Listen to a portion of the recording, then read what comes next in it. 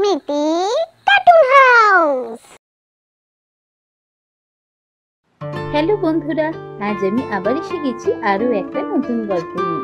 আজ তোমাদের কাছে নিয়ে এসেছি ঠাকুমার জাদু ঝুড়ি।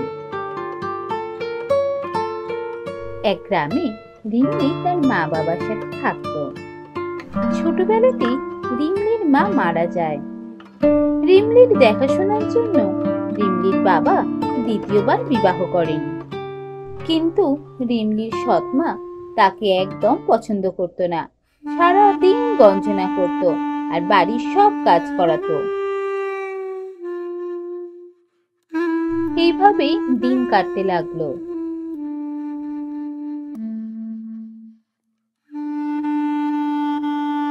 আর রিমলিও ধীরে ধীরে বড় হয়ে উঠল। কিন্তু তার সৎমা এখনো তাকে গঞ্জনা করে আর বাড়ির সব কাজ করায়। মায়ের দেখা দেখি রিমলির সৎমনও তার সাথে খুব খারাপ ব্যবহার করত। তোকে কতদিন ধরে বলছি আমার জামা কাপড়গুলো ধুয়ে দিতে, তুই ধুয়েই দিচ্ছিস না, বড্ড অবাধ্য হয়েছিস। কতদিন ধরে কোথায় রে? কালকেই তো তুই বললি তোর কাপড়গুলো ধুয়ে দিতে, আমি আজকে ধুয়ে দেবো। বাবা, তুই যা মুখে মুখে কথা বলিস না, তোকে কি এমন বলেছি তুই আমায় এভাবে কথা শোনাচ্ছিস? দাঁড়া, মাকে গিয়ে আমি সব বলবো। একদিন হঠাৎ রিমলির খুব জ্বর হলো। সে বিছানা ছেড়ে উঠতে পারল না। কিরে, বেলা গড়িয়ে তো দুপুর হতে চললো, এখনো শুয়ে আছিস কেন? বলি বাড়ির কাজগুলো কে করবে শুনি? মা, আজকে আমার খুব জ্বর, আমি উঠতে পারছি না, খুব মাথা যন্ত্রণা করছে। আজকের দিনটা তুমি করে নাও না মা। কি বললি? বাড়ির সব কাজ আমি করবো? ওঠ ওঠ বলছি, ওঠ, আগে ওঠ তুই। আহা, করো কি? মেয়েটার শরীরটা খারাপ, একটু শুয়েছে আর তুমি ওকে ধরে ভাবে মারছো কেন? শরীর খারাপ না আরো কিছু? কাজ না করার ধান্দা এটা, আমি বুঝি না? ওর যদি সে ধান্দাই থাকবে তাহলে তো প্রতিদিন এইভাবে অসুস্থ হওয়ার বাহানা করে শুয়ে থাকতো। রোজই তো তোমার সব কাজই করে দিচ্ছে, একটা দিন তুমি করে নিতে পারছো না? কি বললে? আমি করবো সব কাজ? আমি কি তোমার বাড়ির চাকর নাকি? ওকে বিদায় করো বলছি। ও যদি থাকে বাড়িতে, আমি এ বাড়ি ছেড়ে চলে যাবো। হয় ও থাকবে, নয় আমি থাকবো। আমার আর এখানে থাকতে ভালো লাগে না। রোজ সব কাজ করে দিই, মুখ বুজে থাকি, সব গঞ্জনা শুনি। একটা দিন অসুস্থ হয়েছি, একটু শুয়ে আছি বলে বাড়িতে কি অশান্তি। আমি এই বাড়ি ছেড়ে চলে যাই। এইভাবে কি থাকা যায় নাকি? না না, আমি চলে যাই এই বাড়ি ছেড়ে। এই বলে রিমলি বাড়ি ছেড়ে বেরিয়ে পড়লো। বেশ খানিকক্ষণ হাঁটার পর খুব শরীরটা খারাপ করছে, জ্বরটা মনে হয় বাড়ছে, খুব খিদেও পেয়েছে। আমার কাছে তো সে কাল রেখেছিলাম একখানা টাকা, ওটাই তো আছে, কিছুই তো নিয়ে বেরোয়নি। দেখি যদি কিছু খাবার পাই, এই একটা টাকা দিয়ে কিনে খাবো। খুব খিদে পেয়ে গেছে।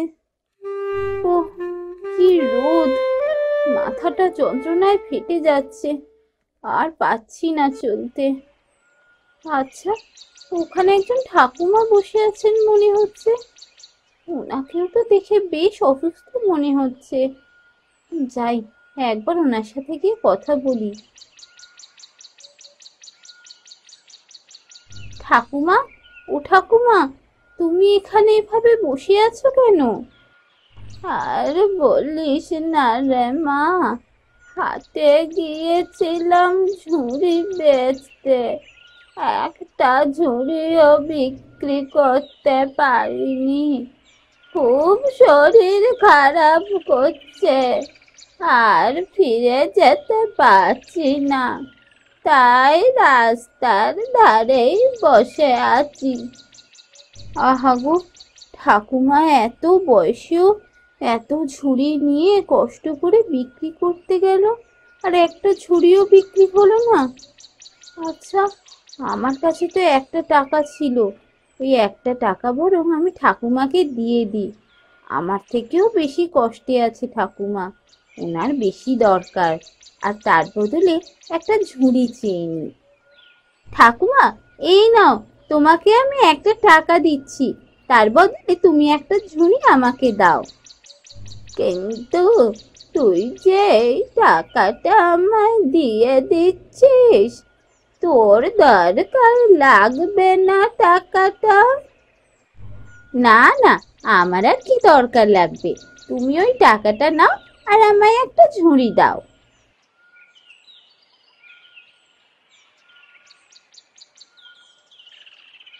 সুখে থাক মা, সুখে থাক। এই বলে বুড়ির কাছ থেকে একটা ঝুড়ি নিয়ে তেমনি আবার চলতে লাগলো। অনেকক্ষণ ধরে তো চলছি, খুব খিদেও পেয়েছে, শরীরটাও খুব খারাপ করছে, মনে হচ্ছে অন্য গ্রামে চলে এসেছি। কি যে করি, একটু যদি খাবার পেতাম।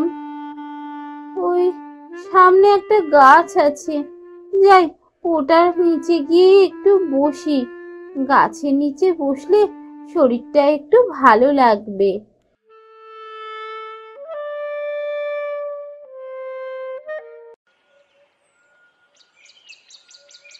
গাছের ছায়াতে বসে শরীরটা অনেকটা ভালো লাগছে, কিন্তু খিদে তো মিটলো না। একটু খাবার যদি পেতাম, টাকাটাও তো ঠাকুমাকে দিয়ে দিয়েছি। ইস, বেশি ঝুড়ি ভর্তি খাবার হতো, কি ভালোই না হতো।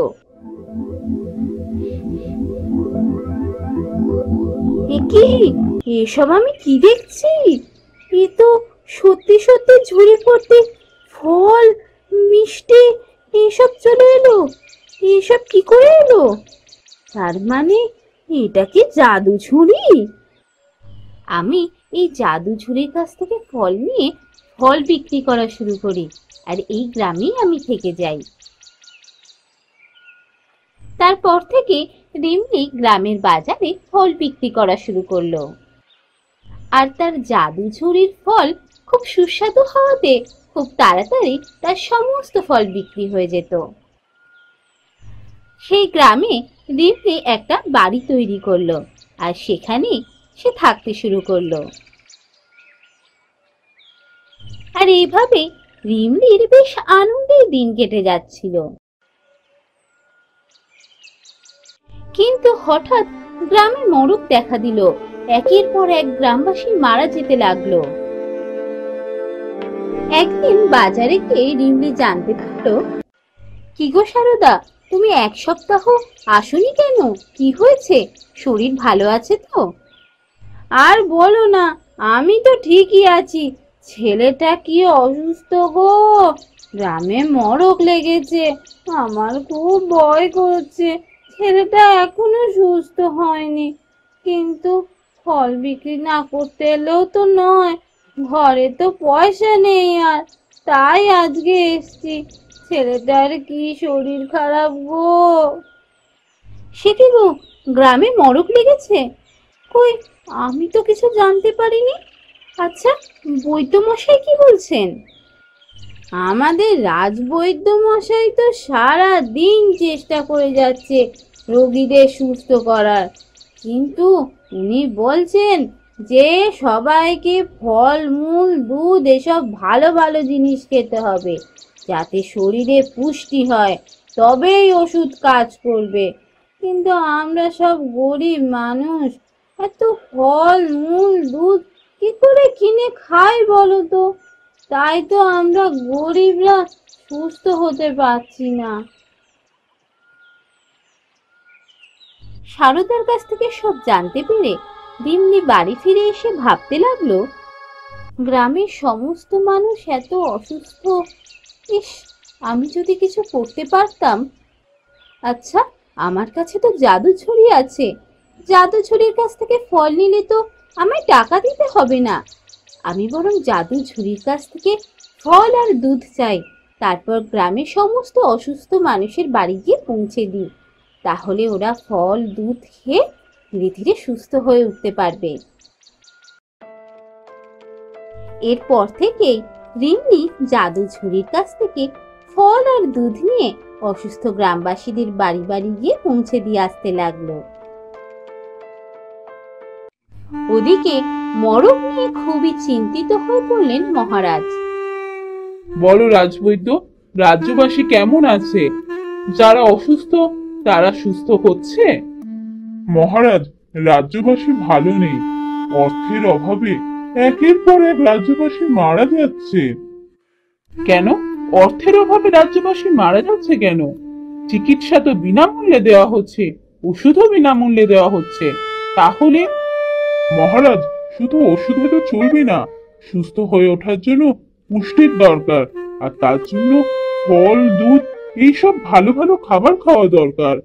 রাজ্যবাসীর কাছে এত পয়সা নেই যে তারা প্রতিদিন ফল, দুধ কিনে খায়। সেই জন্য তাদের ওষুধেও কোনো কাজ হচ্ছে না, আর তারা মারা যাচ্ছে।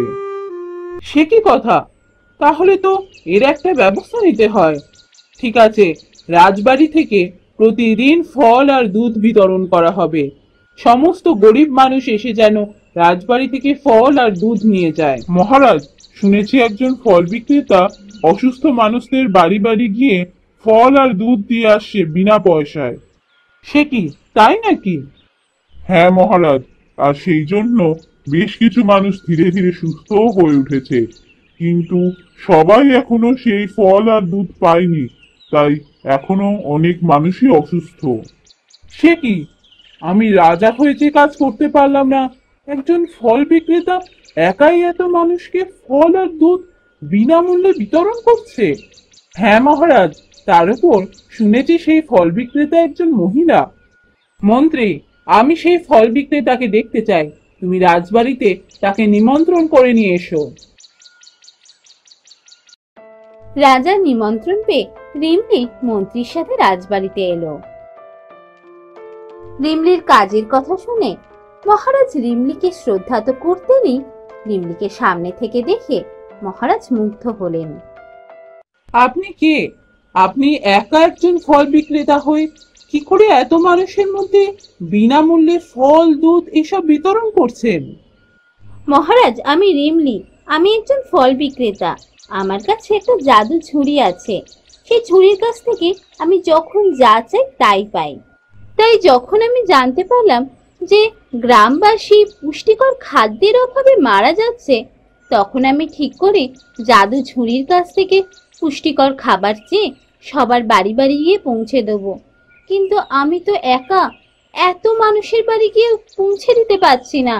তাই বোধহয় আমি সেইভাবে সবার কাছে পুষ্টিকর খাদ্য পৌঁছে দিতে পারছি না। আমি রাজা হয়ে যে কাজ করতে পারিনি, আপনি একজন ফল বিক্রেতা হয়ে সেই কাজ করে দেখিয়েছেন। আর আপনি খুবই নির্ভীক, সেই জন্য জাদু ঝুড়ির কথা নির্ভয়ে আমায় বলেছেন।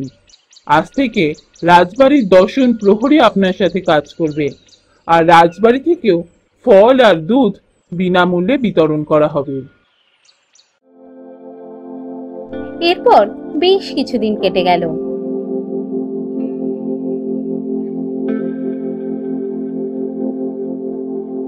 রিমলি আর মহারাজের প্রচেষ্টায় রাজ্যবাসী ধীরে ধীরে সুস্থ হয়ে উঠল। আমাকে ডেকেছেন মহারাজ?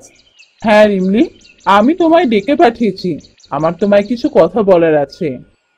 হ্যাঁ মহারাজ, বলুন, কি বলবেন? রিমলি, তোমার যদি কোনো আপত্তি না থাকে, আমি তোমায় বিবাহ করতে চাই। কিন্তু মহারাজ, আমি তো একজন ফল বিক্রেতা। একজন ফল বিক্রেতাকে আপনি রানী করতে চান? হ্যাঁ রিমলি, তুমি একজন ফল বিক্রেতা ঠিকই, কিন্তু রাজ্যের বিপদের দিনে তুমি যেভাবে রাজ্যবাসীর পাশে দাঁড়িয়েছো, তা একজন রানী শুধু করতে পারে।